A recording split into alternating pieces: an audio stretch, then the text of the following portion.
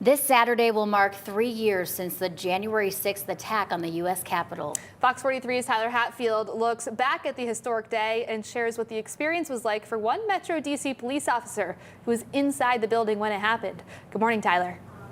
Good morning. And so far, hundreds have been charged in connection with the January 6th Capitol riot that left 5 people dead, including a Capitol police officer. Body cam footage shows the chaos unfolding at the U.S. Capitol complex on January 6, 2021. Insurrectionists stormed the Capitol following former President Donald Trump's 2020 election fraud claims. The U.S. Justice Department believes more than 2,000 people were involved with the attack, and those already charged are facing assault or related offenses. I sat down with former Metro D.C. police officer Michael Fanone, who was on the ground that day, to hear about what he saw. I mean, it was nothing I had ever seen as a police officer. Fanone's body cam footage show him trying to push back rioters from entering the Lower West Terrace tunnel.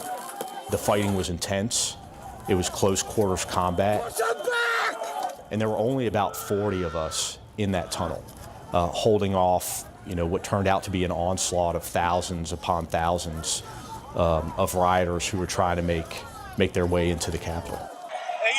Fanone says he was then met on the Capitol steps by rioters, pulled out into the crowd, and attacked. I was beaten. I was struck multiple times with a taser device. My day ended at Washington Hospital Center in a hospital bed.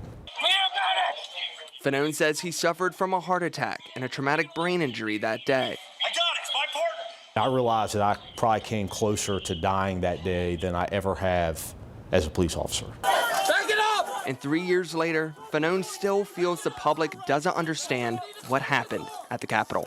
What's most difficult is the aftermath and the fact that, again, I'm still here, still having to give interviews to educate the public as to the reality and the significance of the violence that occurred that day.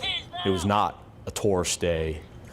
It was not a normal day. It was incredibly violent, and a lot of police officers got hurt.